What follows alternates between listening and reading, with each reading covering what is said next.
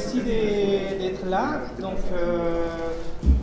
moi, je suis Irénée Oteles de l'association des jardins permaculture partagée de Saint-Gall. Donc, en fait, nous 10 ans cette année. Et dans ces contextes-là, on est en train d'organiser plusieurs événements. Ça a commencé les samedis derniers avec plusieurs ateliers, en partenariat privilégié avec Solonville, qui nous a proposé de faire cette conférence dans ces contextes-là. Et on est très ravis d'avoir eu cette proposition de co-organiser et on est très ravis de vous avoir ici aussi. Donc, et merci d'être là. Merci à M. François Bernier d'être ici. C'est juste quelques mots concernant l'association des jardins en permaculture. Et c'est une association on a environ 60 d'adhérents actifs actuellement. Et on fait la permaculture dans un endroit d'environ 1 hectare, presque 1 hectare, 9 000 mètres carrés. Et donc, à différents niveaux, il y a certaines personnes qui arrivent à avoir une autonomie de ne pas acheter des légumes pendant une journée dans l'année, des autres qui arrivent à une semaine, quelques semaines, voire quelques mois.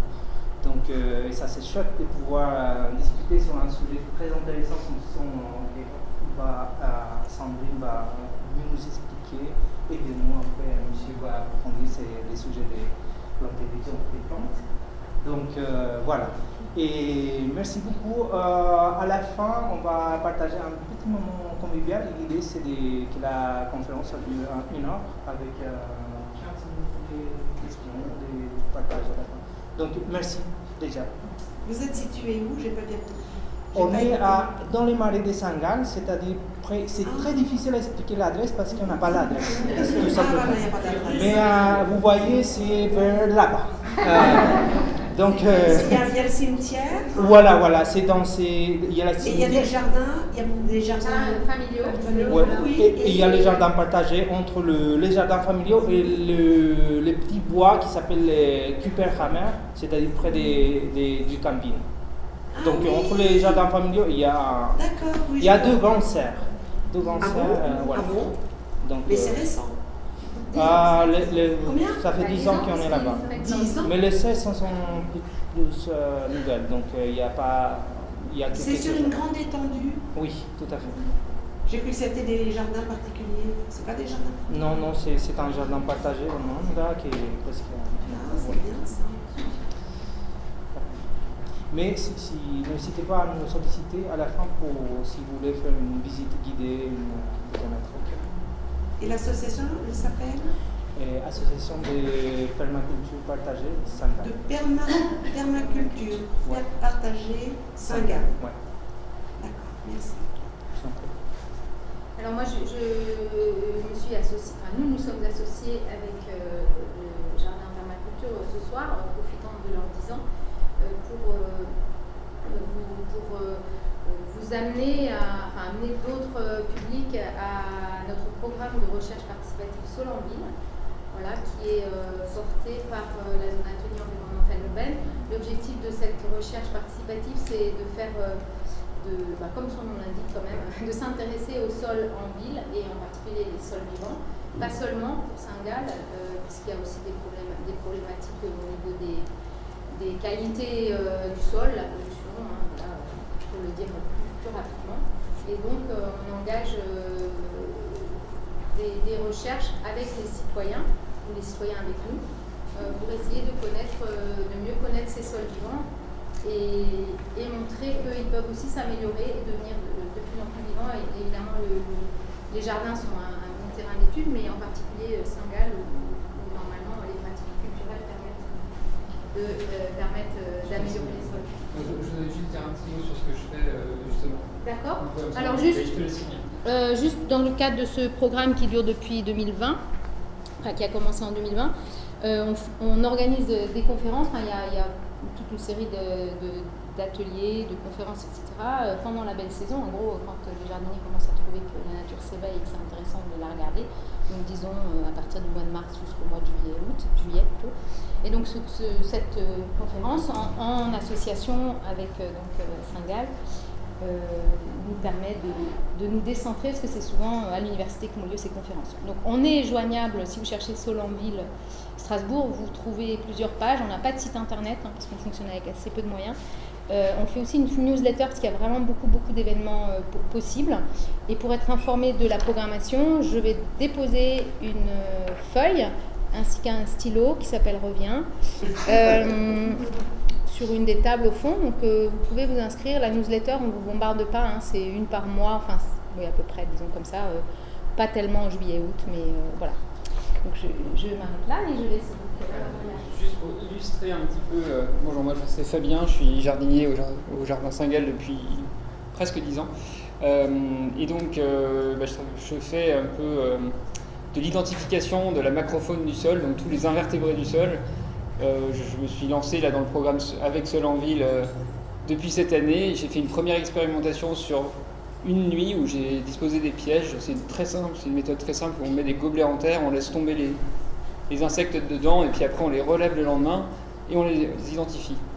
Donc je l'ai fait sur un week-end pour tester et là, la semaine prochaine, à partir de samedi, je mets des pièges en place et tous les jours je vais essayer de passer pour identifier tout ce que je vais récupérer.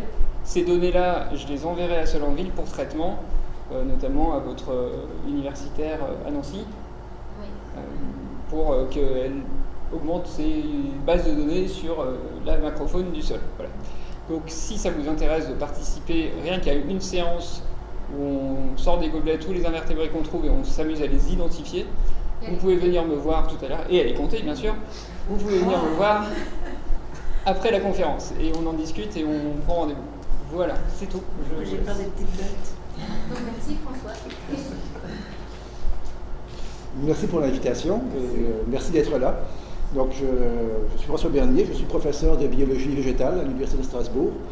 Et il y a quelque chose dont on parle beaucoup dans les médias depuis 4 ou 5 ans. Donc on parle d'intelligence des plantes, on parle que les plantes ont une conscience, qu'elles ont des sentiments, ainsi de suite. Et c'est pas mon objet d'étude, mais en tant que professeur, ça m'a interpellé en me disant qu'est-ce qu'il y a derrière tout ça? Est-ce que c'est vrai? Est-ce que c'est comme dans bien les choses qu'on lit ou qu'on entend, qu'on voit ces temps-ci? Donc c'est plus ou moins vrai, on en rajoute, on fabrique des choses.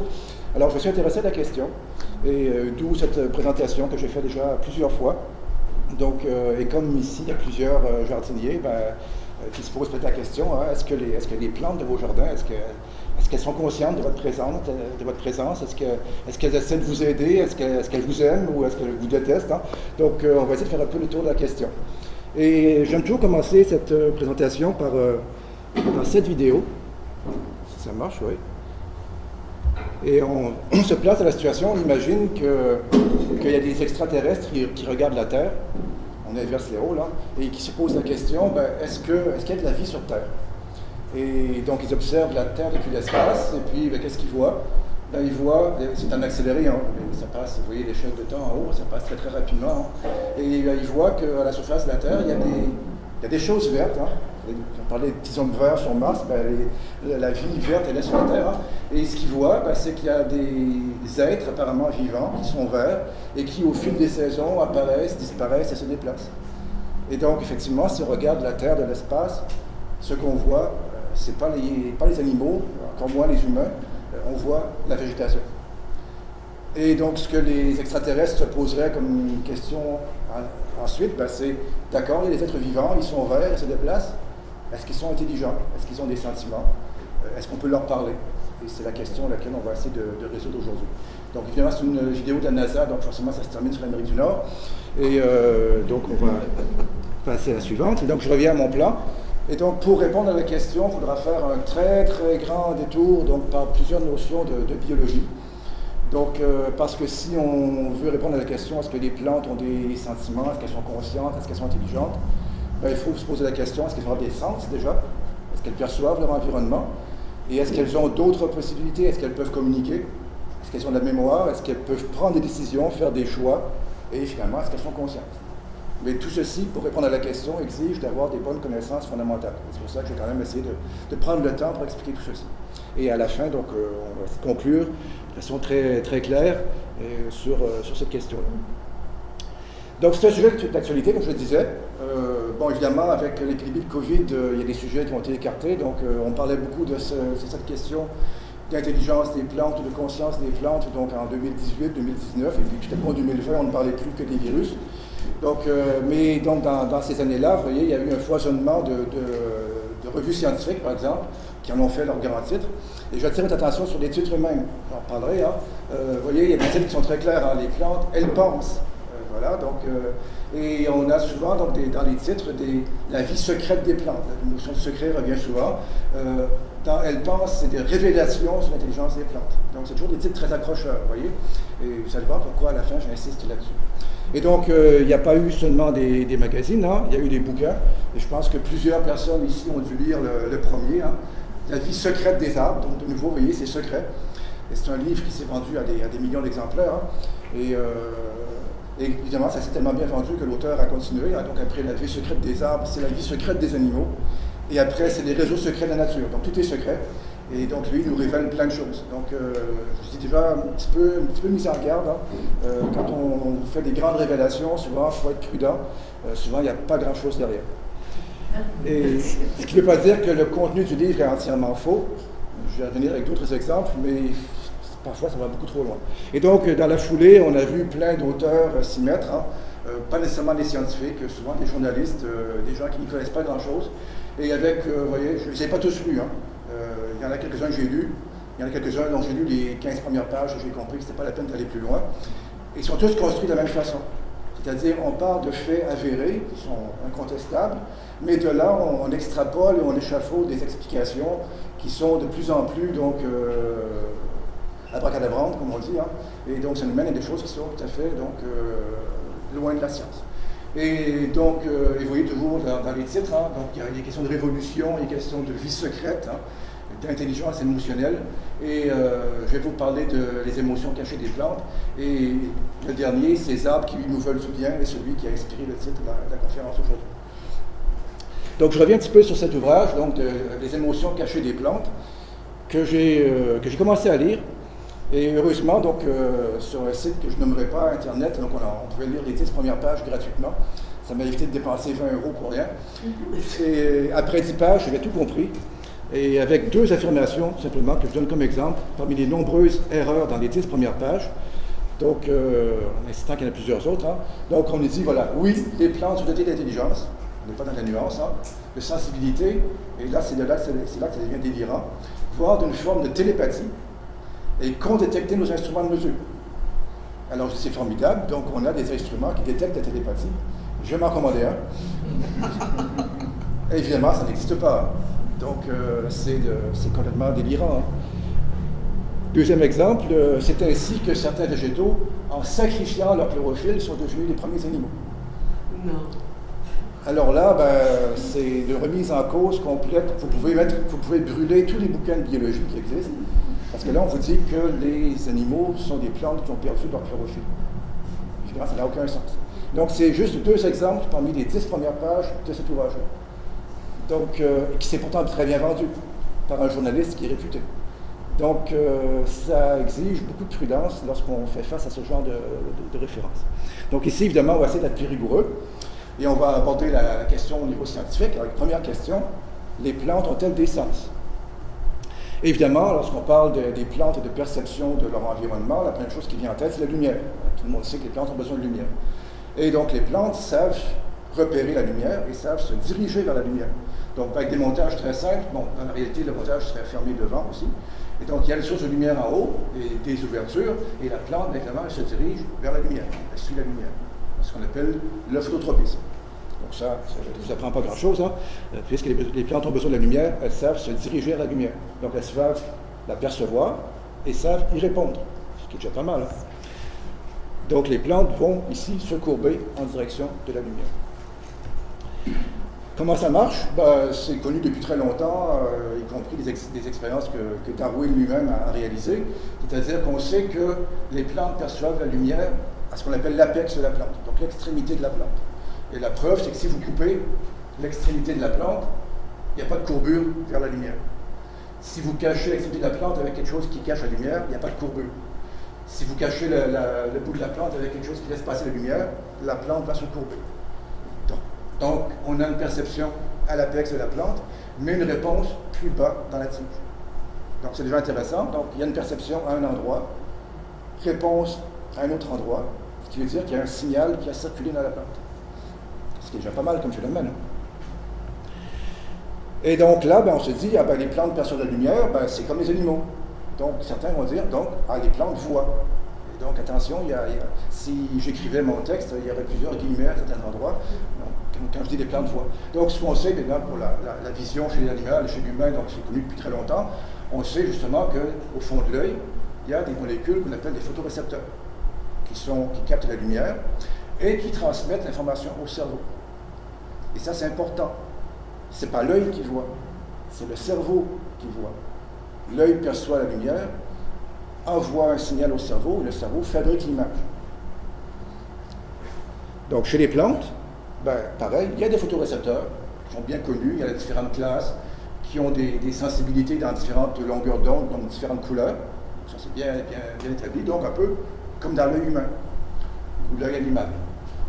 Donc, on peut, avec ces photorécepteurs, détecter l'intensité lumineuse, on peut savoir d'où vient la lumière, et on peut savoir l'aspect qualitatif, parce qu'on a plus de lumière rouge, de lumière bleue, de lumière verte, parce qu'on a différents types de photorécepteurs.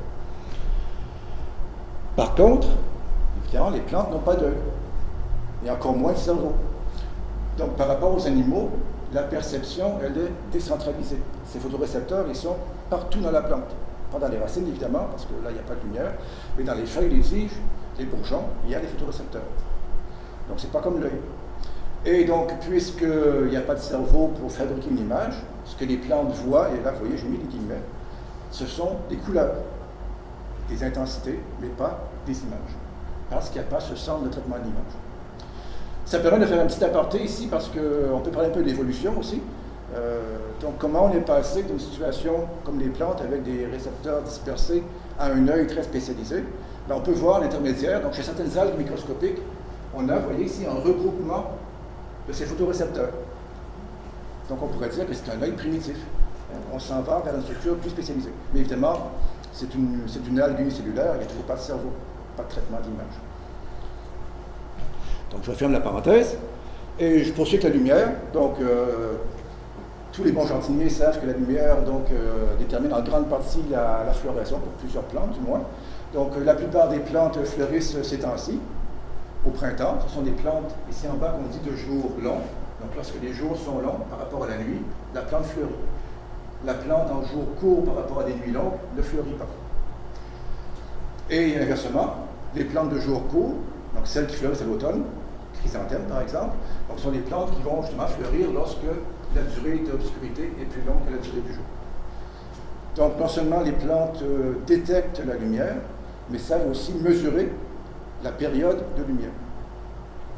Mais c'est pas tout à fait ça en fait, parce que l'expérience décrite ici, qui est très simplifiée, c'est que si vous interrompez la nuit par un peu de lumière, la plante qui est toujours en jour court et qui devrait fleurir, ne fleurit pas. Et donc ce genre d'expérience et bien d'autres ont démontré qu'en fait, des plantes ne mesurent pas la longueur de la journée, elles mesurent la longueur de la nuit. En pratique, ça revient au même, mais donc une plante en fait qu'on dit de jour long est en fait une plante de nuit courte. Et une plante de jour court est une plante de nuit longue. Donc on perçoit les lumières, on peut mesurer la durée de l'illumination. C'est quand même déjà pas mal. Et donc, c'est ce que j'ai ajouté, les plantes mesurent en fait la longueur de la nuit, donc l'absence de lumière. On sait aussi que les plantes ont ce qu'on appelle un rythme circadien, qu'ont tous les êtres vivants, donc ce rythme de 24 heures qui dicte nos activités. Donc on le voit pour certaines plantes, avec les fleurs qui s'ouvrent le jour et qui se ferment la nuit. Pour certaines espèces, c'est l'inverse, ça dépend du pollinisateur. Et donc, par exemple, des feuilles qui vont se replier la nuit et qui vont se réouvrir le lendemain matin.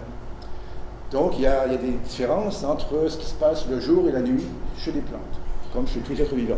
Et donc, de là, certains vont dire, les plantes dorment. Et donc, attention de nouveau au terme, donc, de nouveau, c'est pour ça que j'ai mis des guillemets, parce qu'on ramène toujours au monde animal. Et de là, on pourrait même dire que les plantes rêvent, que les plantes font des cauchemars, et ainsi de suite. Donc, il y en a qui ne s'en privent pas. Donc, il ne faut pas être trop loin, il faut juste comprendre que chez tous les êtres vivants, donc entre le jour et la nuit, il y a des différences métaboliques. Il ne faut pas aller plus loin. Donc si je résume sur cette figure-là, qui est très complexe avec plein de choses, mais un message très très simple, c'est qu'en fait, tous les processus de croissance et de développement de la plante sont influencés par la lumière. De la germination des graines, souvent qui demandent la lumière, à la croissance de la plante, à sa floraison, et ainsi de suite. Donc la plante doit pouvoir capter la lumière, la mesurer et répondre de façon appropriée. Donc premier sens. Deuxième sens, les plantes détectent le champ gravitationnel pour que les racines poussent vers le bas et les tiges vers le haut, et pas l'inverse, parce que ce serait assez catastrophique. Et là, l'expérience est très simple à faire aussi. Vous prenez une plante en pot, vous mettez le pot sur le côté, et quelques jours après, qu'est-ce que vous voyez? Les tiges se replient et repartent vers le haut. Ce qu'on ne voit pas, parce qu'en général, on ne déterre pas la plante, c'est que c'est pareil pour les racines. Les racines aussi se réorientent et vont recommencer à pousser vers le bas. Donc, la plante a détecté la direction du champ gravitationnel. Autre expérience, donc, qui est un grand classique. Et de nouveau, ça ne se fait pas dans un organe spécialisé, ça se fait dans la terre par les extrémités des racines et pour la partie aérienne de la plante, en fait, par une bonne partie des tiges. Chez l'animal, ça vous intéresse, ça se passe dans l'oreille. Donc la perception du champ gravitationnel qui fait qu'on arrive à se tenir debout, c'est dans l'oreille, c'est très spécialisé. Donc ici, de nouveau, c'est plutôt dispersé. Et c'est pour ça que si vous avez une infection parfois à l'oreille, vous avez des problèmes d'équilibre, parce que c'est là qu'est le centre de l'équilibre. Les plantes ont le sens du toucher, parfois, même souvent, avec des exemples spectaculaires, c'est toujours ceux qu'on montre. La dionée, la plante dont les feuilles se referment, donc si un petit animal ou un insecte passe par là. Le Mimosa pudica, qui est une plante qui se referme si on touche les feuilles. Donc c'est un mode de défense. Et donc une petite plante aquatique, utriculaire, lorsqu'un petit animal passe par là, qui va l'aspirer en quelque sorte pour pouvoir le digérer. Donc la plante a détecté la présence de quelque chose et de nouveau à réagir. Donc ce contact physique provoque une réaction qui est, on va dire, physiologique. Et ça m'amène à parler des plantes grimpantes. Et les plantes grimpantes, ça m'amène aussi avant à parler d'un autre phénomène. On dit toujours, les plantes ne bougent pas. Qu'est-ce que c'est faux? Regardez comme elle bouge cette plante-là. Alors pourquoi on ne le voit pas? Simplement, les plantes n'ont pas la même temporalité que nous. Pour voir une plante bouger, il faut filmer et passer en accéléré. Pour les plantes, elles vont dire que les humains s'agitent drôlement, donc ils vont drôlement vite, et alors que pour nous, c'est les plantes qui vont lentement, question de point de vue. Et donc là, ce qu'on voit, c'est que quand cette plante, qui est une plante grimpante, cherche un support pour s'accrocher, comment elle va le trouver? Elle va tourner, elle va tourner, elle va tourner. Et quand elle a contacté un support, elle s'y accroche. Donc elle a détecté la présence d'un support pour grimper. Et de là, on va dire, si les plantes sentent qu'on les touche, peut-être que c'est comme notre chien, notre chat, donc on va la caresser tous les jours pour la faire pousser mieux parce qu'elle va apprécier. Eh bien, surtout pas. Parce que pour la plante, être touché, c'est une agression. Ça veut dire que quelque chose, quelqu'un essaie de la manger. Et donc, vous avez l'expérience ici, deux plantes qui ont poussé dans les mêmes conditions. À gauche, on ne les a pas touchées, et à droite, on les a touchées tous les jours. Et donc, on les a stressées. Donc, si vous aimez vos plantes, ne les touchez pas, le moins possible. Vous pouvez même arriver à créer un stress tellement fort que vous allez les tuer. Donc, ne confondez pas votre chien et votre chat avec votre plante. Et ça mène à ce genre de situation, à l'extrême. On voit ici un arbre qui pousse en région montagneuse avec un vent toujours très fort. Et là, on aurait tendance à dire, la plante pousse de cette façon-là parce que le vent la pousse, mais c'est plutôt la réaction de la plante qui perçoit le vent, c'est comme si on la touchait, et ajuste sa croissance en conséquence, pour minimiser l'effet du vent sur la croissance de la plante. Et même chose, de façon plus générale, deux plantes, donc à droite, qui sont identiques, l'une a poussé donc, dans des conditions normales, par exemple en plaine d'Alsace, et l'autre a poussé en altitude, donc dans les Alpes. Les deux plantes sont identiques, mais donc évidemment leur croissance, leur forme à la fin sont différentes, elles se sont ajustées aux conditions de l'environnement de façon encore plus générale, donc elles ont perçu leur environnement. Passons à d'autres sens, on prend toujours par comparaison les sens de l'animal, de l'humain par rapport à ce qu'on trouve chez les plantes. Donc est-ce que les plantes ont le sens du goût et de l'odorat? Même chose, je commence par ce qu'on connaît bien, l'animal, l'humain, même principe que pour la lumière, la perception des goûts Des parfums, ça se fait donc à des endroits très spécialisés, dans le nez, dans la bouche, ainsi de suite, avec des récepteurs très précis, avec de nouveau une information qui est transmise au cerveau. Et c'est le même principe, ce n'est pas le nez qui sent, c'est le nez qui envoie l'information au cerveau, et le cerveau fabrique une odeur. Alors, chez les plantes, on peut dire que les plantes détectent aussi, et donc évidemment, les odeurs, les parfums, ce sont des molécules qu'on appelle volatiles qui sont donc en suspension dans l'air. Donc, chez les plantes, c'est un peu le même principe. Hein. Vous savez peut-être qu'on utilise un gaz qu'on appelle l'éthylène pour faire mûrir les fruits. Donc, quand les bananes est le cas classique, hein, les bananes sont importées de pays lointains, elles sont vertes, pour les transporter, c'est plus facile. Et quand elles arrivent ici, on les met dans un entrepôt, fermé hermétiquement, et on met de l'éthylène. Et la banane va mûrir. Et donc, si on veut vérifier le phénomène, vous mettez dans des sachets fermés un fruit tout seul ou un fruit avec une banane, et vous regardez le mûrissement du fruit, vous allez voir que quand vous avez plusieurs fruits ensemble, le mûrissement est plus rapide. Donc, parce qu'une des plantes va percevoir l'éthylène produite par autre plante. Donc, on pourrait dire que la plante a senti l'éthylène, en reprenant toujours les termes avec les guillemets qui s'imposent. Toujours dans le domaine du goût et de l'odorat, une plante que vous connaissez peut-être, qu'on appelle la cuscute, qui est une plante qui est parasite. Donc la cuscute, c'est une espèce de tige jaunâtre qu'on voit là, et elle est jaune parce qu'elle ne fait pas de photosynthèse, elle se nourrit de ce qu'une autre plante produit. Donc elle va parasiter l'autre plante. Donc elle s'enroule autour de l'autre plante et finit par l'envahir complètement, comme on voit ici, tout en se nourrissant de cette plante-là. C'est typiquement ce qu'on appelle un parasite. Et sauf que la cuscute, elle a ses préférences. Si vous la mettez, c'est ce qui est illustré sur le schéma ici, mais on ne voit pas bien l'expérience, vous mettez la cuscute entre un plant de blé et un plant de tomate. La cuscute, elle aime bien les tomates, mais elle n'aime pas le blé. Donc elle va aller à tout coup sur la tomate. Et comment est-ce que la cuscute a su que là c'était une tomate et là c'était un plant de blé? Ben, elle a senti les molécules émises par ces plantes-là, qui ne sont pas les mêmes. Et elle a amené donc la réponse appropriée. Je ne vais pas vous montrer la vidéo, mais je vous invite à aller la voir sur YouTube. Hein. Ça bat en violence tout ce qu'on voit dans les meilleurs films d'horreur, de voir comment, peu à peu, une cuscute s'attaque à des plantes, l'envahit et finit par complètement l'étouffer. Toujours dans le goût et l'odorat, ça se passe aussi au niveau du sol, parce qu'on parle ici beaucoup de sol, parce qu'on est encore une fois avec les jardiniers, on est dans un événement sol en ville. Donc, si vous faites pousser une plante et vous regardez les racines, vous allez voir que les racines se distribuent assez uniformément dans le sol.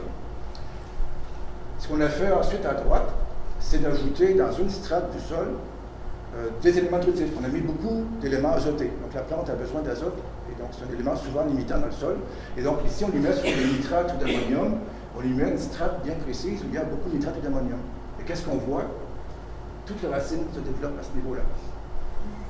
Donc la plante a perçu dans le sol, donc on pourrait dire qu'elle a senti la présence de cette molécule qu'elle aime bien, et donc a ajusté son développement et a fait se développer les racines là où il y a de quoi manger, et pas ailleurs. Donc c'est une grande fois perception d'un stimulus et réponse appropriée. Plus récent et plus intéressant, je dirais, les plantes perçoivent des vibrations. Donc, ce qu'on ne voit pas bien sur cette figure-ci, c'est qu'on a une petite chenille en train de manger la feuille de la plante. Et la plante va chercher à se défendre.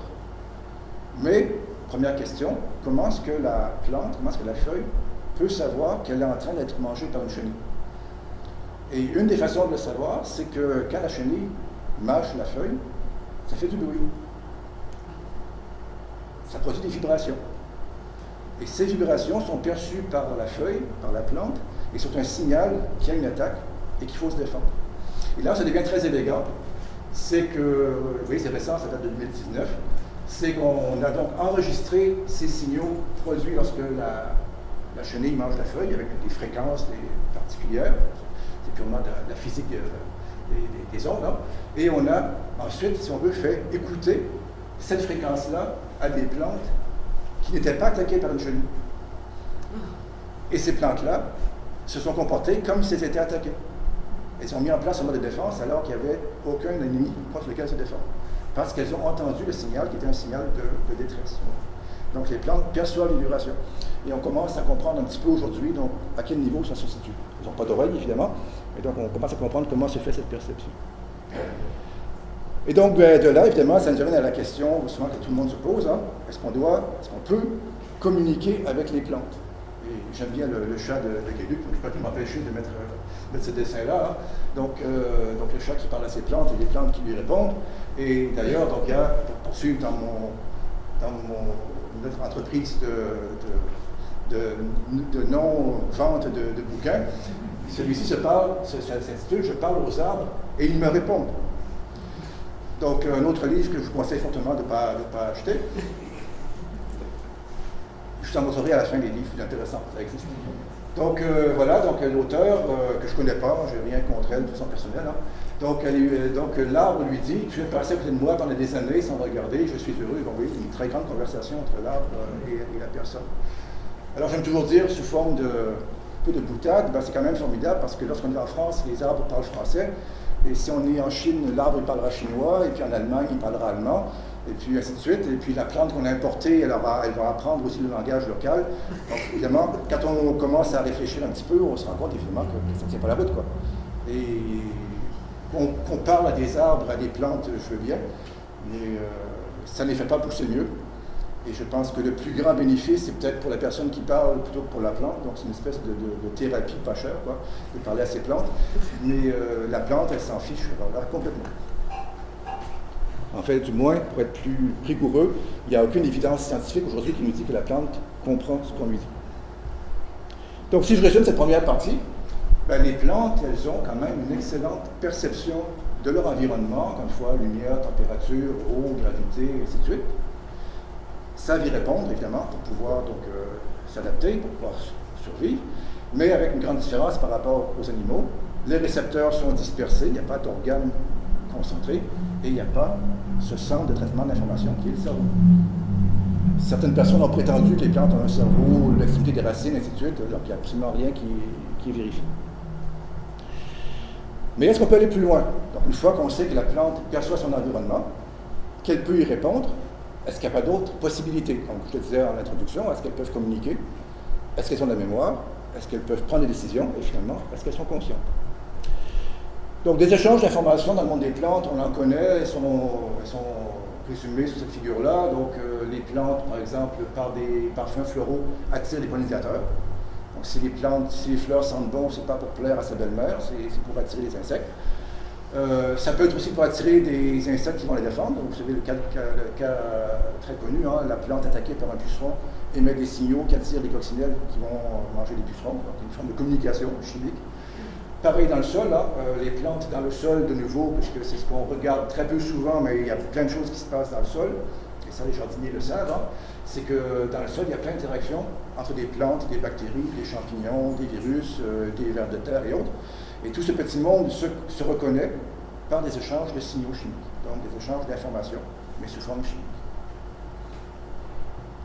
Donc j'ai choisi 3-4 exemples pour illustrer plus concrètement. On revient aux racines, on reste dans la terre. Donc on dit de façon, et je l'ai dit de façon simpliste tout à l'heure, les racines poussent vers le bas. C'est pas tout à fait vrai.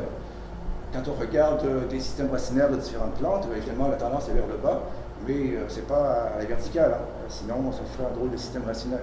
Donc les racines vont s'étaler un petit peu, mais vont surtout percevoir la présence d'autres racines. Et pour éviter de se toucher, quoi, pour trouver des endroits où il n'y a pas d'autres racines. Donc, à l'intérieur d'une seule plante et entre plantes différentes. Donc il y a un phénomène là de détection. On sait que l'aspirine, c'est un produit qu'on dérive de certaines plantes. On s'est rendu compte maintenant que toutes les plantes produisent cette molécule qu'on appelle le salicylate de méthyle. Donc on peut poser la question d'une autre forme de boutade, est-ce que les plantes ont des migraines? Bien, je ne crois pas. Hein. Et bien, à quoi sert cette molécule qu'on appelle l'acide salicylique chez les plantes? Ben, c'est de nouveau un signal de défense. Donc lorsque vous avez une attaque d'une plante à un endroit, la plante va vouloir prévenir l'autre partie de la plante qu'il y a une attaque en cours ici. Donc on va dire aux autres feuilles, et dire avec toujours les guillemets qui s'imposent, hein, attention, il y a une attaque, il y a un pathogène, il y a des insectes, préparez-vous à vous défendre. Évidemment, si on met en place les défenses avant l'arrivée des pathogènes, c'est plus efficace. Et donc de là, de nouveau, ben, certains vont aller dans l'interprétation, ils vont nous dire, parce que ce signal, il peut passer d'une plante à une autre aussi, et même d'une espèce à une autre, parce que c'est la même molécule. Donc là, on va parler d'altruisme. On va dire, voyez, la plante, elle est altruiste, elle essaie de protéger ses voisines. Et moi je dis, ben, on pourrait l'interpréter différemment. On pourrait dire que c'est de l'égoïsme, parce que si on veut éviter d'être soi-même malade ou attaqué, ben, il faut éviter que ses voisins, ses voisines soient elles-mêmes attaquées. C'est un peu le principe de la vaccination, on en a parlé beaucoup depuis quelques années. Hein. Quand on se vaccine contre la COVID ou autre chose, c'est avant tout pour protéger nos voisins et pas nous-mêmes, pour éviter que l'infection se propage. Donc en défendant, en protégeant les plantes autour d'elle, on pourrait dire que la plante, elle est en fait égoïste et pas altruiste, elle cherche elle-même à éviter des problèmes. Troisième exemple, les plantes dans le même ordre d'idée détectent la présence d'autres plantes. On a ici un montage. On a fait germer une graine et fait pousser une petite plante sur une boîte de pétri. La boîte est séparée en deux moitiés. Et donc, il y a une séparation physique qui empêche les plantes de se toucher. Donc là, il n'y a pas de contact physique entre les plantes différentes. Mais cette membrane laisse passer les signaux chimiques. Et ce qu'on voit, ici, il n'y a pas de plante à droite. Il y en a une, il y en a 8, il y en a 16, il y en a 32. Et plus il y a de plantes à droite, plus la croissance de la plante de gauche est faible. Elle est toujours toute seule. Elle ne touche pas les autres, et pourtant, elle pousse moins vite. Qu'est-ce qui se passe? C'est que cette plante-là détecte par les signaux chimiques la présence des autres. On voit qu'il y a une surpopulation, et elle ajuste sa croissance en conséquence. Donc, échange de signaux, communication et réponse de la plante. Et pour aller plus loin, vous savez, on a souvent une vision très idyllique des plantes. Ah, les jolies plantes, les jolis prés, les jolies fleurs, c'est sympa, c'est merveilleux. Il faut savoir que le monde des plantes aussi est un monde très, très violent. Et comme toujours, l'espèce humaine n'a pas inventé grand-chose, même en inventant la guerre chimique. Parce que la guerre chimique, ça fait des millions d'années que ça existe sur les plantes. Les plantes se défendent contre des attaques microbiennes, virales, de façon chimique. Les plantes se défendent contre d'autres plantes de façon chimique, ce qu'on appelle l'allélopathie. Et les plantes, parfois, se défendent contre des plantes de la même espèce. Parce qu'elles occupent un territoire et qu'elles ne veulent pas de compétition, elles vont essayer d'empêcher d'autres plantes de se développer au même endroit. En fait, c'est ce qu'on appelle de l'allélopathie.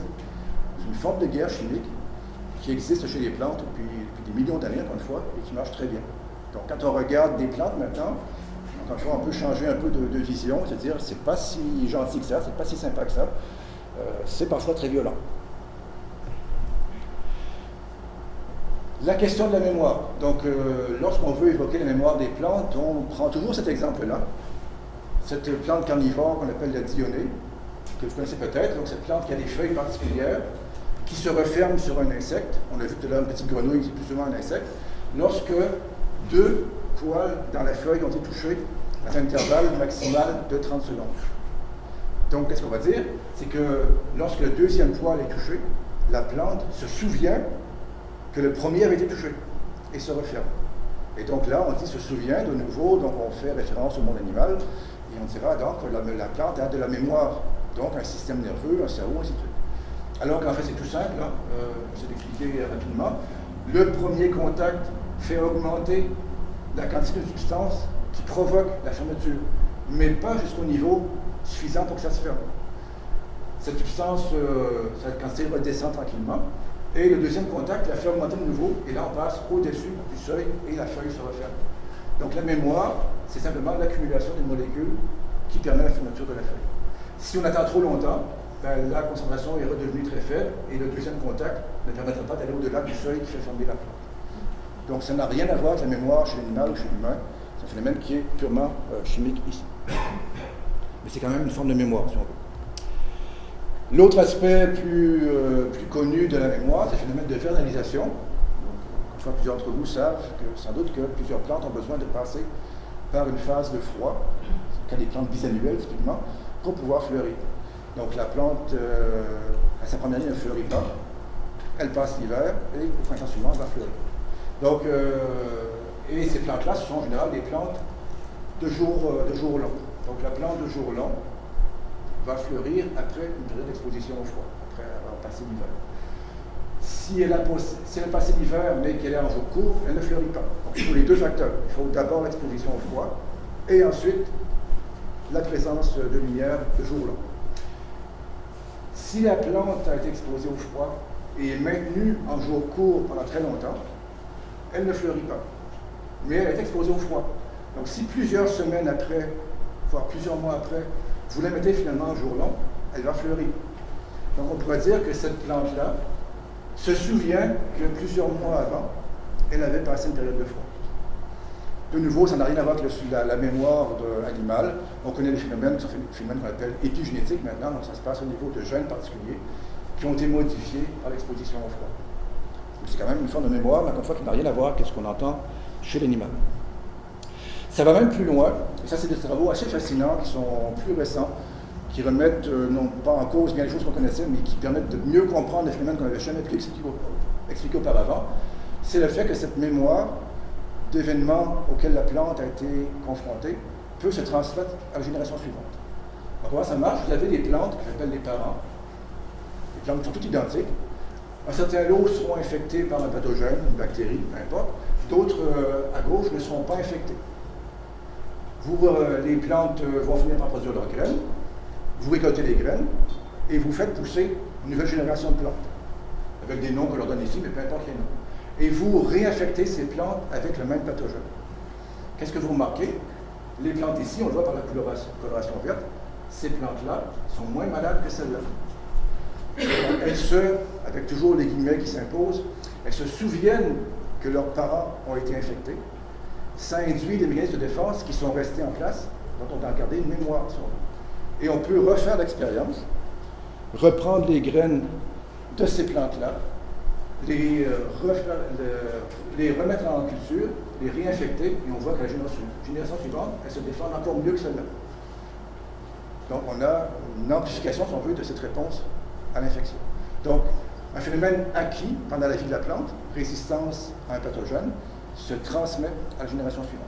Il ne faut pas généraliser, ce n'est pas vrai pour tous les phénomènes, ce n'est pas si simple. C'est quand même une grande découverte en biologie qui permet de comprendre bien les choses chez les plantes et chez l'animal d'ailleurs. Donc, c'est la conclusion, les descendants des plantes, quand infectées par un pathogène, résistent mieux à l'infection. Pour celles et ceux qui auraient déjà entendu le terme, c'est ce qu'on appelle aujourd'hui de l'épigénétique. Si vous n'avez pas entendu, ce n'est pas grave, ce n'est pas le terme qui est important. La notion de choix maintenant. Est-ce que la plante peut faire des choix, prendre des décisions? Deux exemples très concrets.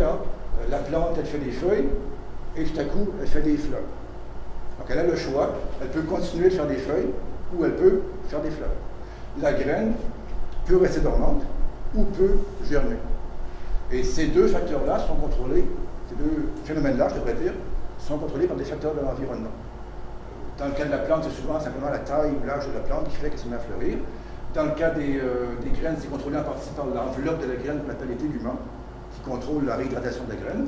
Et dans tous les cas, pour les deux phénomènes, donc les facteurs extérieurs, l'eau, lumière, température et autres, vont déterminer si la plante va fleurir ou non, ou si la graine va germer ou non. Mais ça pose un problème parce qu'on imagine que la graine a besoin d'eau et de lumière pour germer. S'il y a de l'eau et pas de lumière, qu'est-ce qu'elle va faire? Donc la plante doit intégrer plusieurs informations différentes et de là faire un choix. C'est comme je dis toujours, on ne peut pas germer un peu, germer beaucoup ou germer passionnément. Donc ou bien on ne germe pas, ou bien on germe. Donc la plante a cette capacité, effectivement, d'intégrer plusieurs informations, parfois contradictoires, et de prendre une décision. Mais encore une fois, non pas basé sur un raisonnement comme nous on le ferait, mais sur des phénomènes physiologiques qui sont bien connus. Même principe pour l'activité de ce qu'on appelle les bourgeons axillaires. Donc, vous faites pousser des plantes, observez-les un petit peu de son approche. À l'endroit où la feuille est insérée sur une tige, il y a ce qu'on appelle le bourgeon axillaire. Parfois très évident, parfois très, très subtil, très difficile à voir, mais il est toujours là. Ce bourgeon axillaire, il peut rester dormant. S'il entre en activité, il fait une ramification de la plante. Et l'expérience classique, on s'en rend compte lorsqu'on taille des arbres, par exemple. Donc, si vous coupez le sommet de la plante, les bourgeons axillaires entrent en activité. Et vous formez quelque chose qui est très luisonnant. Donc, vous avez deux arbres à droite qui sont de nouveau identiques, deux représentants de la même espèce. Et l'un a poussé en forêt, l'autre a poussé dans un endroit qui était dégagé. Je vous laisse deviner lequel.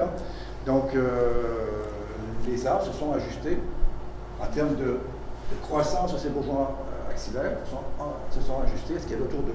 Et l'arbre qui était en forêt, évidemment, avant de faire des ramifications, il a dit « je vais aller en hauteur pour capter les lumières ». Alors, est-ce que les plantes sont conscientes? Est-ce qu'elles sont déjà conscientes d'elles-mêmes? Donc, on revient à des fleurs, pollinisation par des insectes.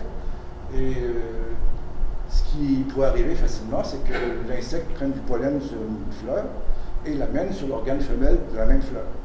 Ce qu'on appellerait de l'autopollinisation. En reproduction, en général, ce n'est pas ce qu'on veut. On veut, vous savez, ce qu'on appelle faire du brassage génétique. Donc, avoir reproduction entre individus différents. Donc, comment est-ce qu'on va arriver à avoir du brassage génétique quand on a des fleurs déjà qui ont organes mâles et femelles tout près l'un de l'autre, et des abeilles, autres insectes, parce qu'en fait, il n'y a pas que les insectes qui pollinisent les plantes. Hein. On va avoir plein d'insectes qui tournent là-dedans et qui mettent du pollen partout. Et en fait, la plante, elle sait faire la distinction entre le pollen qui vient d'elle-même et le pollen qui vient d'une autre plante. Et elle va faire un choix, grain de pollen par grain de pollen. Elle va refuser les grains de pollen qui viennent d'elle-même et va accepter les grains de pollen qui viennent d'autres plantes. C'est comme chez nous, au niveau du système immunitaire, quand on fait une greffe, mais c'est juste l'inverse. Chez nous, on accepte ce qui est soi et on rejette ce qui est autre. La plante, elle accepte ce qui est autre et elle rejette ce qui est soi, pour favoriser ce brassage génétique. Donc on pourrait dire que la plante a une espèce de conscience d'elle-même, ce qui serait donc pousser beaucoup la notion, parce qu'encore une fois, ça s'explique très bien par des phénomènes purement génétiques et physiologiques. Et bien, après ça, on en vient à cette fameuse sylvothérapie. Donc, on dit, si la plante est consciente d'elle-même, peut-être qu'elle est consciente des humains. Et donc, on va vous vendre des stages en forêt. Donc, on vous dit, vous allez en forêt, vous trouvez un arbre qui vous convient, et l'arbre, en général, il va vous reconnaître, et donc, ça va être le mariage heureux. Et donc, l'arbre va vous envoyer des ondes et des molécules, ainsi de suite, qui vont vous soigner. On appelle ça la sylvothérapie. Selon les cas, ça vous coûte entre 25 et 70 €. Et vous repartez de la forêt et vous vous sentez mieux. Donc, je n'ai aucun doute que se promener en forêt, c'est très bon pour la santé, c'est même démontré. C'est relaxant, l'air est pur, on est dans un système qui est agréable. Mais ce n'est pas parce que l'arbre a voulu vous aider, quoi. Et donc, si vous voulez vraiment vous sentir bien, effectivement, allez en forêt, gardez votre 25-30 €. Après, vous payez un bon repas au restaurant, ça sera doublement donc, efficace en termes de bonne santé, et évitez donc d'encourager des pratiques qui n'ont aucun fondement scientifique. Je reviens d'ailleurs sur cette notion donc, de pourquoi les arbres nous voudraient du bien. Donc, un petit peu pour faire le résumé de tout ce qu'on a vu, parce qu'on a vu beaucoup de choses, hein. On a vu que le gros problème, souvent, c'est vraiment un problème de sémantique. On emploie des termes qui ont été développés pour des systèmes animaux, pour l'humain, et on les transpose chez la plante. Et de là, puisqu'on emploie les mêmes termes, on dit c'est pareil. Donc dire que la plante perçoit la lumière, c'est pas la même chose que voir. Dire que la plante perçoit les vibrations, c'est pas la même chose qu'entendre. Parce qu'encore une fois, voir et entendre, ça se passe dans le cerveau. Détecter la présence de quelque chose, c'est pas la même chose que de savoir qu'il y a quelque chose à côté de soi. Échanger les signaux chimiques, c'est pas parler. Intégrer plusieurs contraintes, facteurs de l'environnement, c'est pas la même chose que d'élaborer une stratégie, réfléchir et arriver à un plan précis. Conserver une trace, qu'elle soit physiologique ou chimique, d'un événement, c'est pas la même chose que de se souvenir d'un événement. Et s'ajuster à son environnement, ce que tous les êtres vivants font, ce n'est pas la même chose que d'être conscient. Donc les auteurs qui veulent vous vendre le fait que les plantes sont comme nous, vont beaucoup jouer sur cette sémantique et sur les mots. Donc il faut être très, très prudent par rapport à ça. Et justement, pour montrer à quel point il faut faire attention, ils vont aussi vous dire, ah oui, mais vous refusez aux plantes des caractères qu'elles ont, donc vous êtes en quelque sorte anthropocentriste, vous refusez de dire que les plantes ont des caractères intéressants. Et j'ai pris quelques exemples pour illustrer. On a ici donc 2 lièvres, c'est l'hiver. Il y en a un qui a changé de couleur et pas l'autre. Je verrai sur ce point-là. Donc évidemment, les lièvres, en général, l'été, ils sont plutôt bruns, et l'hiver, ils sont plutôt blancs dans nos régions. Donc on pourrait dire, et j'ai aucun doute que les lièvres sont des animaux intelligents. Ça ne pose pas de problème, hein, au contraire. Donc on pourrait dire que ce lièvre-là, il est intelligent parce qu'il s'est rendu compte que l'hiver approchait, qu'il y aurait de la neige, donc il serait blanc, donc il y aurait intérêt à être blanc plutôt que brun pour mieux se camoufler. Dans les faits, le lièvre, il ne sait pas de quelle couleur il est. Ça s'est passé sans qu'il s'en rende compte. C'est pas la conscience, c'est pas lui qui a décidé « Ah, il faut que je sois blanc, je vais changer la couleur de mes poils. » C'est une réponse physiologique.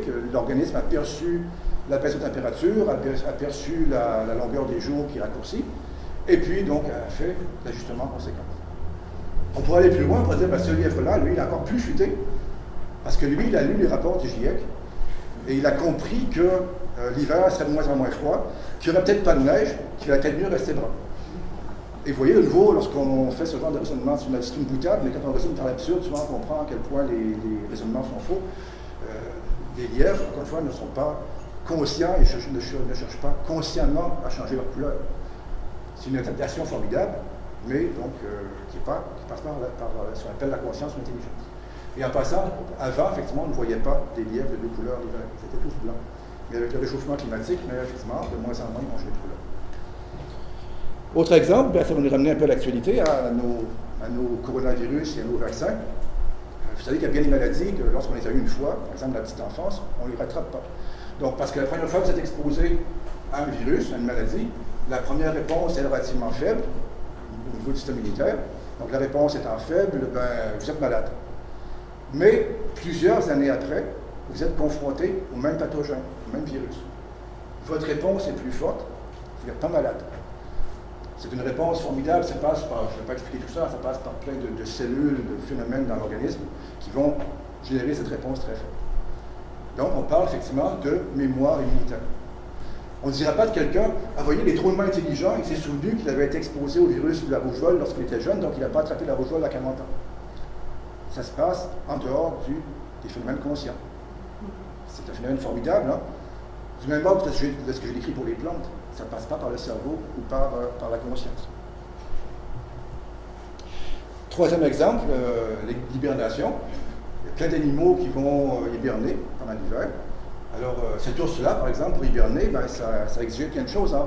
Il a fallu que les types de graisse changent, il a fallu qu'il diminue donc, son potassium dans le sang, et ainsi de suite. Donc, il ne s'est pas dit, ah voilà, c'est le mois de novembre, maintenant il faudra que je dorme pendant 5 mois, donc je vais ajuster ma température, je vais changer mes graisses corporelles, ainsi de suite. Donc, vous voyez, ça n'a pas de sens. Hein.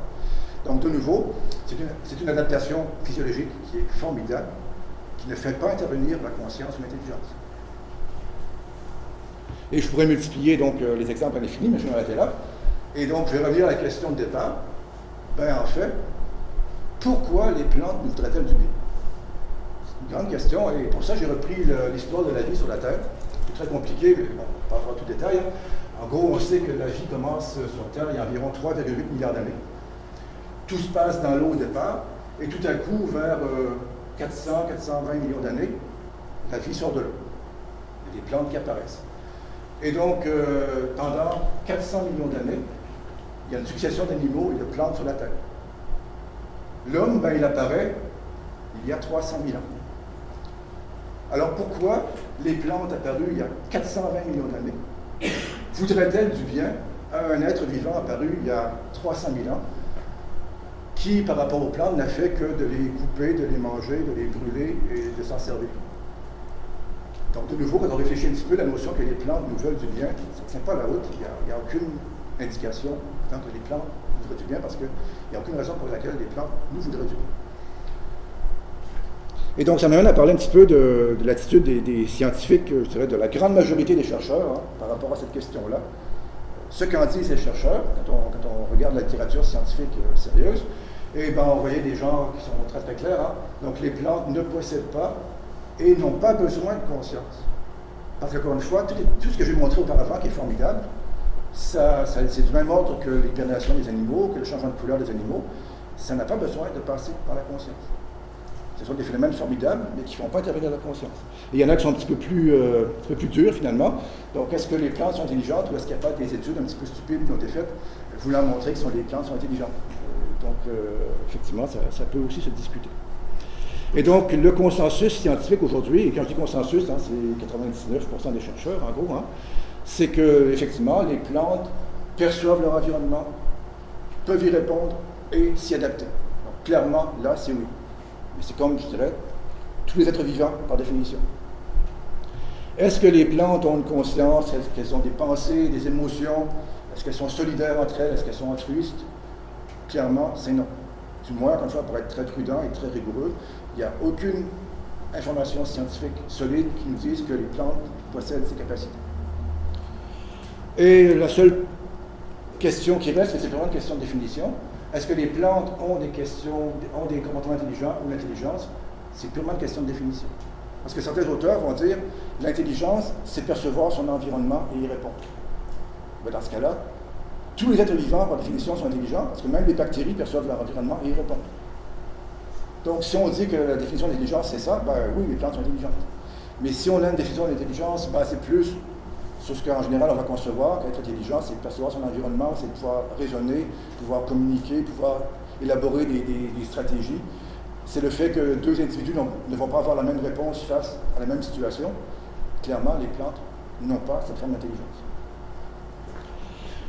Et donc, ça m'a amené pour terminer, donc sur une note un petit peu plus large, à me demander, mais pourquoi, au fait, depuis quelques années, il y a eu un tel emballement au sujet de l'intelligence des plantes, de la conscience des plantes et des émotions des plantes et tout ce qu'on veut.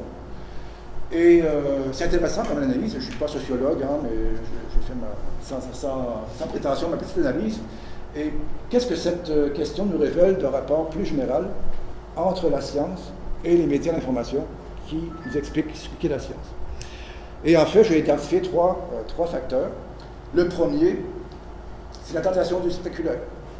Donc, ce que je viens de vous raconter là, ben, c'est pas facile, là, ça prend une bonne heure, il faut bien l'expliquer. Ça ne fait pas des grands titres.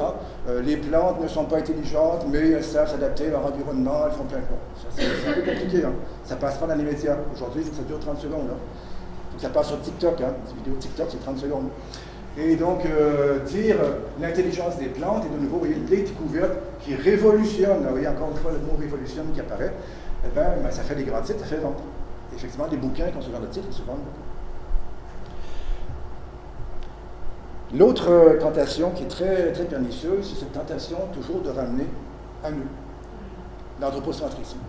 Et là, c'est assez intéressant parce que c'est un article qui est écrit par un chercheur très sérieux, qui nous dit « L'arbre, il est tellement différent de nous qu'on peut considérer que c'est un alien sur la Terre. » Ça me pose deux problèmes.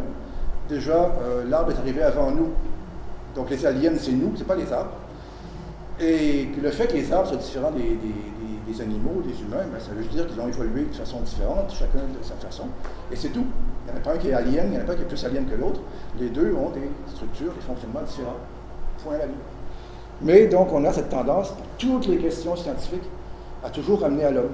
Et ça biaise bien des choses. Et troisième point, la plus dangereuse, c'est les questions de mauvaise démarche scientifique. Donc, la plupart des auteurs, des scientifiques qui vont conclure que les plantes sont intelligentes, qu'elles sont conscientes, et ainsi de suite, partent avec la conviction qu'elles le sont. Donc, on part d'une affirmation, d'une conviction. On dit, moi, je pense que les plantes sont conscientes. Et quand on fait un programme de recherche en ayant la réponse avant de commencer, je peux vous assurer qu'on trouve toujours la réponse qu'on voulait. Il y a des biais inconscients ou conscients qui se produisent. La bonne démarche scientifique, c'est très simple, c'est partir d'une question. Les plantes sont-elles conscientes? Les plantes sont-elles intelligentes? Et si on est prêt à admettre la réponse, quelle qu'elle soit, on est dans une démarche scientifique qui est sérieuse. Et ceux qui font cette démarche scientifique sérieuse concluent que les plantes ne sont pas conscientes. Donc, conclusion, il ne faut pas essayer d'attribuer aux plantes des intentions, des comportements, des sentiments humains. Donc, c'est une grande erreur. Et c'est pas pour ça qu'elles ne sont pas intéressantes. Moi, je trouve en fait que les plantes sont fascinantes parce qu'elles sont différentes de nous.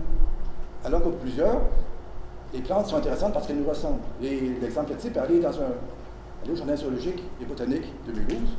Déjà, qu'est-ce que les gens voient? Les animaux, pas les arbres, les plantes, alors qu'il y a des beaux arbres à Mulhouse. Et qu'est-ce que les gens vont regarder le plus? Les singes plus que d'autres animaux. On va être intéressé parce qu'ils nous ressemblent. Et moi, je suis intéressé parce qu'il est très différent. Parce que je trouve que c'est ce qui est fascinant. Et donc, je ne sais pas si vous connaissez Marc-André Sellos, qui a écrit beaucoup d'ouvrages sérieux sur le monde végétal, sur les mycorhizes, sur le sol et autres. J'ai eu l'occasion de le rencontrer récemment. Donc, j'aime bien cette caricature parce que le jardinier a taillé sa haie en forme de cerveau pour rendre hommage à l'intelligence des plantes. Et connaissant Marc-André Sellos, donc on peut admettre que la réponse, c'est ce qu'il ferait. Il dit, c'est sacrément con. Alors, j'ai parlé d'ouvrages qu'il ne faut pas lire.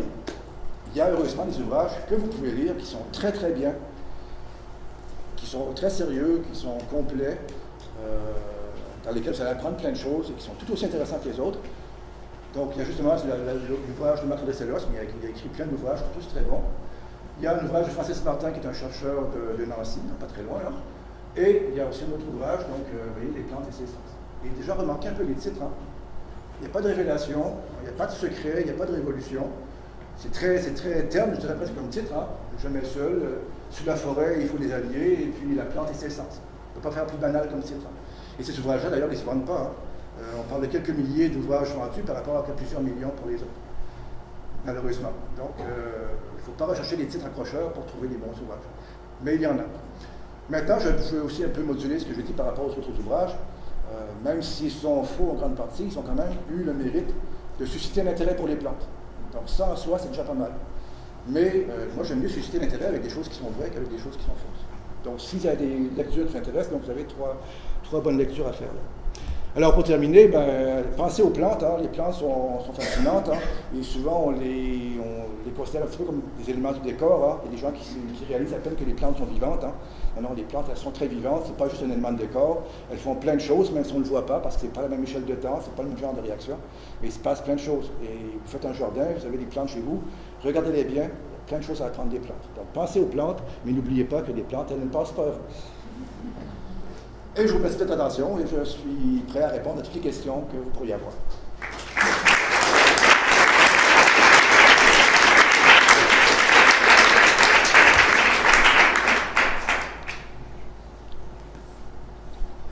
Est-ce que vous pouvez préciser comment les plantes se défendent? Parce que moi, j'ai planté du basilic à l'intérieur. Hein, j'avais un magnifique pot. J'ai mis une nuit dehors. Et ben, j'ai pratiquement plus rien. Ouais. Donc, je ne sais pas qui a mangé tout ça. Bon, les limaces, je suppose. Oui, peut-être bien. Les plantes, ne pouvant pas fuir leurs agresseurs, elles se défendent de façon chimique.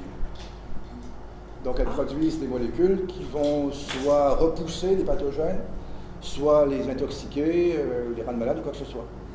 Mais ça dépend du contexte. Et maintenant, il faut bien comprendre, quand on parle des plantes genre basilic ou autres plantes qu'on consomme, que ces plantes ne sont pas des plantes naturelles. Elles ont été domestiquées par l'homme.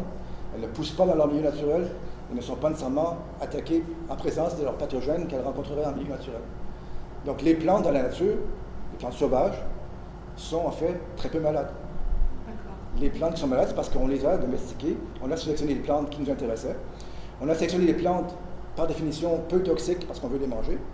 Et donc, en sélectionnant les plantes peu toxiques, on sélectionne des plantes qui se défendent mal. Conséquence, on cultive des plantes qu'on doit vaporiser avec des insecticides parce qu'elles ne savent plus se défendre. Donc, quand on parle de plantes, il faut toujours faire attention à cette distinction entre la plante sauvage et la plante domestiquée, qui est une espèce d'artefact finalement. À côté, j'avais quelques salades. Elles n'ont pas été touchées. Et c'est ça qui est curieux. Oui, parce qu'en général, les limaces, c'est bien la salade aussi. Si tu n'as pas de limaces, c'est peut-être un autre insecte. Là, je ne sais pas, je suis pas spécialiste du basilic. Mais une attaque sur le basilic. Mais peut-être que là, je ne sais pas honnêtement. Oui. Peut-être que les limaces préfèrent le basilic à la laitue. Ah, voilà. Mais une fois qu'il n'y aura plus de basilic, attention à votre laitue parce qu'elle va disparaître aussi. D'accord. Oui. Je voudrais savoir comment les chercheurs étudient les systèmes racinaires des arbres. Des arbres, c'est très difficile. Et c'est d'ailleurs la raison pour laquelle il y a beaucoup moins de choses connues sur les racines que sur les plantes ou sur les tiges et les feuilles, par exemple. Il y a des systèmes où on peut faire, par exemple, pousser une plante dans un contenant où il y aura un morceau de verre, de plexiglas, qui permettra de voir les racines. Après ça, on peut aussi extraire la plante et puis découper les racines et faire des analyses biochimiques, par exemple. Et on a maintenant des analyses basées sur des approches de RMN et autres, d'imagerie, comme on fait en médecine, qui permettent de voir ce qui se passe dans le sol sans déranger la plante. C'est ça ce que je voulais comprendre. Ouais. C'est quoi ça? Je ne suis pas spécialiste, mais la RMN, c'est une façon, comme on fait pour l'humain, d'aller voir ce qui se passe dans le corps sans ouvrir. Donc, c'est différents types de rayonnements qui sont émis dans le corps et qui provoquent des vibrations de molécules. Ça produit donc un signal qui est perçu par l'appareil. Et donc on a appris tranquillement à faire la même chose pour les racines des plantes. On envoie un signal dans le sol et les racines donc répondent à ce signal-là et on perçoit donc la réponse et on arrive à avoir une image de la racine dans le sol. Mais effectivement, quand on regarde les travaux qui ont été faits sur les plantes, il y a beaucoup plus de choses sur la partie aérienne de la plante que sur les racines. Et si vous demandez à quelqu'un de dessiner une plante, c'est très très rare que la personne va vous dessiner la racine. Et pourtant, c'est là que tout commence, c'est là que les choses importantes se jouent. Oui. Oui, en tant que jardinier, je me suis intéressé aux complémentarités entre les différentes plantes potagères. Oui. c'est toujours, ce qu'on lit dans les livres, c'est toujours le fruit, je pense, d'observation plus que d'expérimentation scientifique. Ouais, alors, est-ce qu'il y a de l'expérimentation scientifique là-dessus? Il y en a. Genre, le poireau aime les fraises, je veux bien, ou les fraises aiment les poireaux, je ne sais plus dans quel sens ça se passe. Ouais. Est-ce que c'est prouvé scientifiquement? Il y a des études qui sont, je ne suis pas spécialiste, hein, mais il y a des études qui sont faites et effectivement, ça nous ramène à regarder quelles sont les. Si une plante aime une autre plante, ça ramène à ce que je disais tout à l'heure, ça dépend des molécules qui sont émises.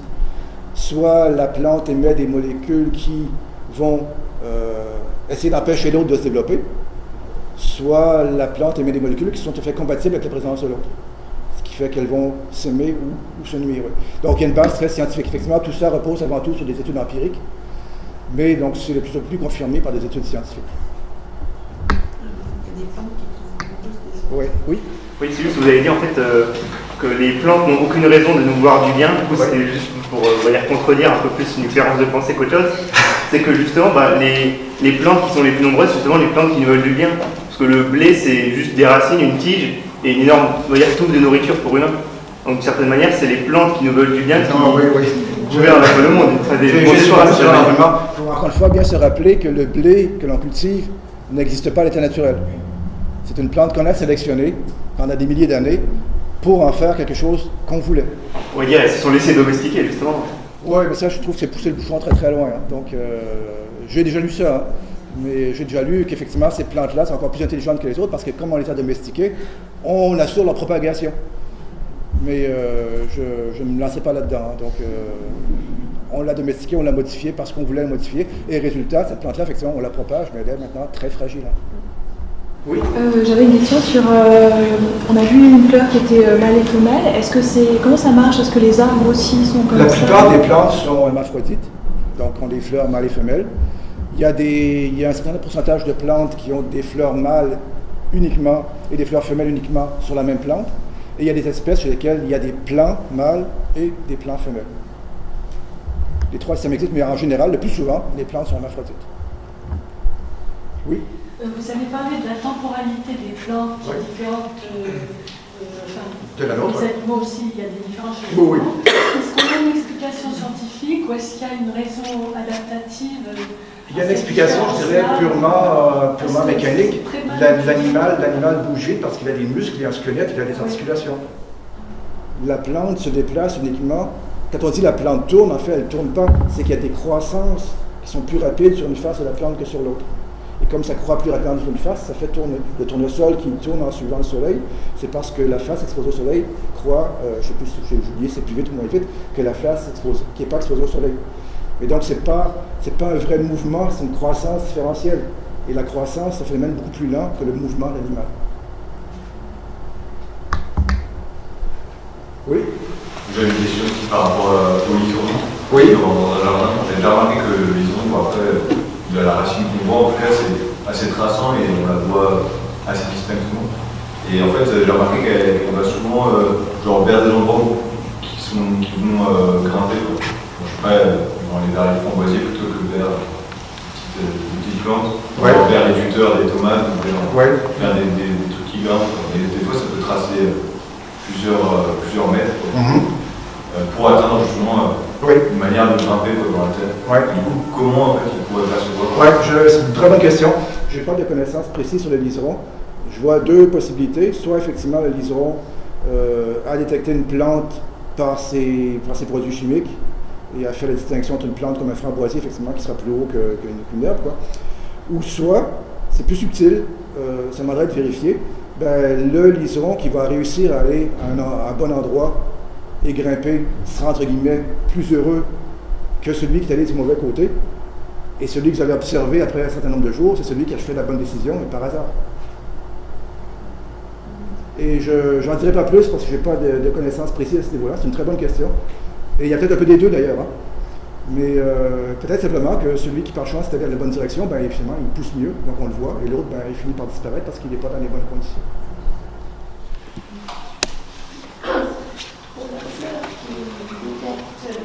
Son propre pollen. Qu'est-ce que ça veut dire que chaque fleur a une chimie différente? Un pollen. Il y a des molécules de surface sur le pollen qui sont reconnues par des molécules de la surface de l'organe femelle de la fleur. Et après ça, une réponse physiologique qui s'ensuivre. Oui. Oui, il y a des plantes autofertiles, mais de nouveau, la plupart des plantes autofertiles sont des plantes domestiquées par l'homme. Dans la nature, ça existe très très peu. Et pourquoi? Ça exige de faire un petit peu de génétique. Quand on a domestiqué une plante, on a choisi une plante qui a un caractère qui nous intéresse. Par exemple, les fruits sont plus gros. Ah, c'est formidable, la plante a des fruits plus gros. Pourquoi la plante a des fruits plus gros? Parce qu'elle a eu une mutation. Il y a un changement génétique qui s'est produit.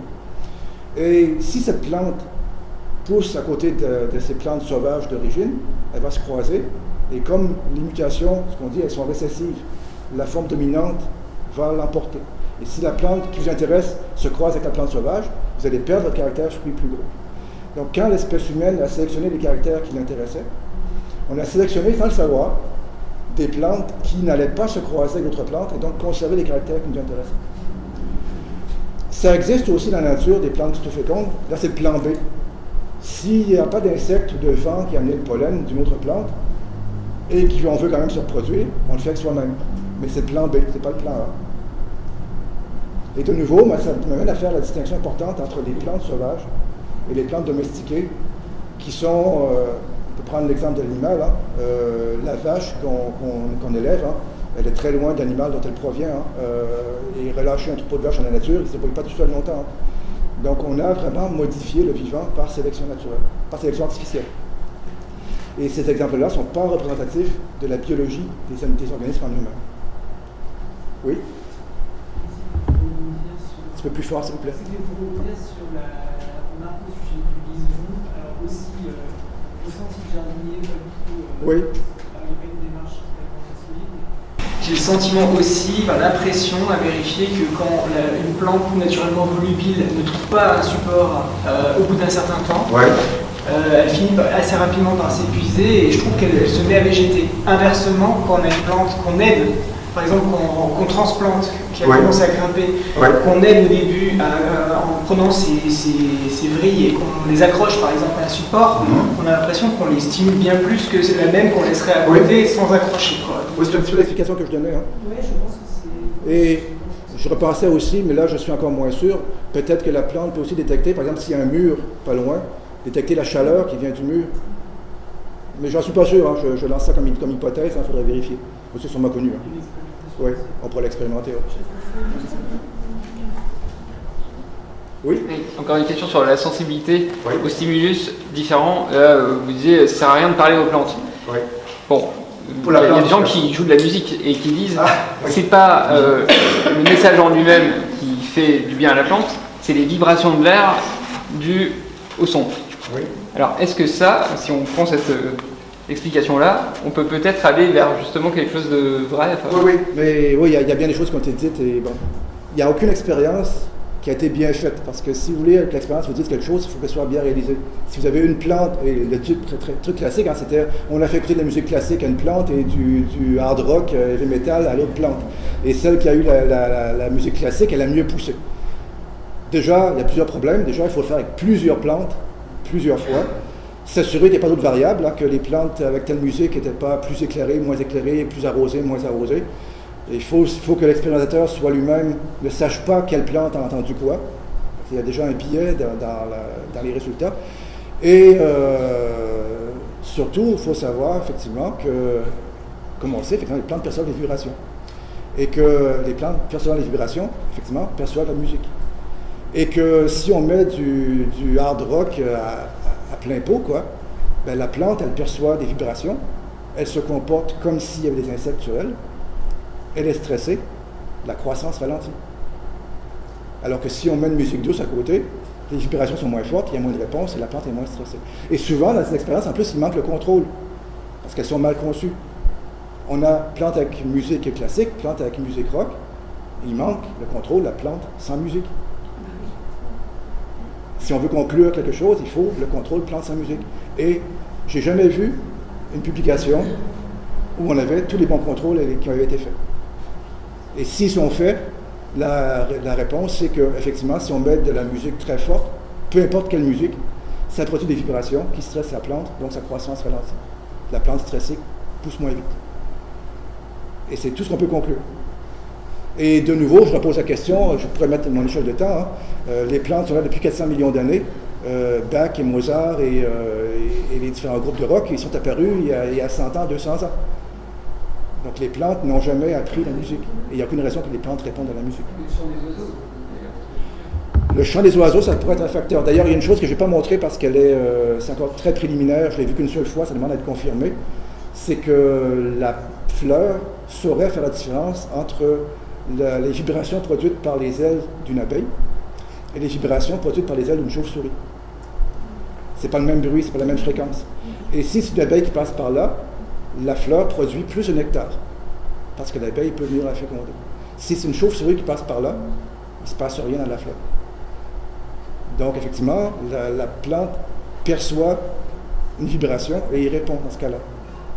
C'est pas tellement le chant de l'oiseau, peut-être le chant de l'oiseau aussi, mais ça m'étonnerait parce que l'oiseau, en général, ne pollinise pas la plante. Mais donc, il y a une réponse plus fine. Mais je ne l'ai pas présenté parce que je l'ai vu une fois, cet article-là, ça demande d'être répété. Il faut être prudent, justement. Les auteurs dont je parlais au début, en général, si ça a été fait une fois, c'est tout de suite, on généralise. Il faut être très prudent en science, il faut avoir fait la même chose plusieurs fois, dans des conditions différentes, à des endroits différents et des plantes différentes pour généraliser. Mais il semble qu'il y ait ce genre de réponse qui existe. Ouais. Oui. Est-ce que les plantes sont sensibles à la qualité de l'eau? Il y a eu des études? Sûrement. Si vous mettez des molécules polluantes dans l'eau, ben, les plantes, elles sont comme nous sensibles à la pollution. Hein. Vous pouvez ralentir leur croissance, vous pouvez les tuer. Hein. On a essayé avec des vitamines et des choses comme ça, à part des... Ben, les plantes n'ont pas vraiment besoin de vitamines parce qu'elles en produisent elles-mêmes. Ah oui. C'est pour ça qu'il faut en manger. Ce dont les plantes ont besoin, comme je disais, c'est des molécules, c'est de l'azote. Hein. C'est des molécules azotées, donc elles n'arrivent pas à se procurer. C'est du phosphate que souvent les champignons vont aider à se procurer. C'est des éléments plutôt minéraux, c'est plutôt des éléments minéraux dont elles ont besoin. Mais le reste, c'est le fond. Dans les composts et dans les choses comme ça. Et c'est là justement qu'on fait une grande différence par rapport à l'humain. Ben, nous, il y a plein de choses qu'on ne sait pas faire. Plusieurs vitamines qu'on ne sait pas faire. Donc il faut se les procurer dans l'alimentation. La plante est plus autonome. On peut considérer que le vent est une vibration? Le vent est une vibration et des plantes exposées continuellement à des vents forts vont être stressées. En plus qu'elles vont être asséchées par le vent, donc il y a un double effet dans ce cas-là. Tout à fait. Maintenant, il y a des plantes qui poussent en bord de mer, elles sont toujours exposées au vent. Donc celles-là se sont adaptées. D'autres ne sont pas adaptées.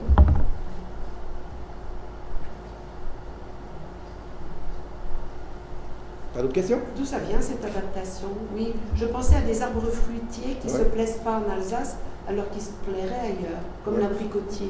Pourquoi? Je vous refais la même réflexion. Hein. L'abricotier n'a pas évolué en Alsace. Il n'y a aucune des plantes qu'on cultive en Europe qui vient d'Europe. Ce sont toujours des plantes qu'on a été allé chercher ailleurs. Et si on retrouve ici un climat à peu près semblable et aussi des sols à peu près semblables et des organismes dans le sol à peu près semblables, la plante va bien s'établir. Mais si la plante est transplantée ici, qu'elle passe ce qu'on appelle le microbiote, hein, c'est les champignons et autres avec elle ne sera pas heureuse. Il n'y a aucune des plantes qu'on cultive ici qui vient d'Europe. Même pas le chou avec lequel on fait le chou. Non, mais il y en a qui réussissent le kiwi, des choses comme ça. Ah oui, c'est on peut. Étonnant. Alors que moi, j'ai déjà essayé 3 fois l'abricotier, il n'y a rien à faire. Ça dépend des sols, ça dépend de l'environnement. Est-ce que la plante est exposée au vent, justement, ou est-ce que la plante est protégée du vent? Il y a des plantes qui sont sensibles, justement, au vent. Il ne faut pas qu'il y ait de refroidissement. Donc, il y a plein de facteurs qui peuvent intervenir. Mais ce n'est pas des plantes d'ici. Voilà. Le chou, il vient d'Asie du Sud-Est, quelque part, donc pas du tout... Oui, mais il y a des plantes qui se sont bien adaptées. Ah, il y a des plantes qui sont adaptées. Mais pourquoi il n'y a pas de plantes natives en Europe? Parce que il y a en Europe une diversité de plantes. Il y a une question historique. Hein. La domestication des plantes, ça s'est fait après la dernière glaciation, il y a 10 000 ans. Ça s'est fait dans les pays, ce qu'on appelle croissant fertile, qui est aujourd'hui l'Iran, l'Irak et autres. Ça s'est fait en Amérique centrale, dans des climats qui étaient plus favorables.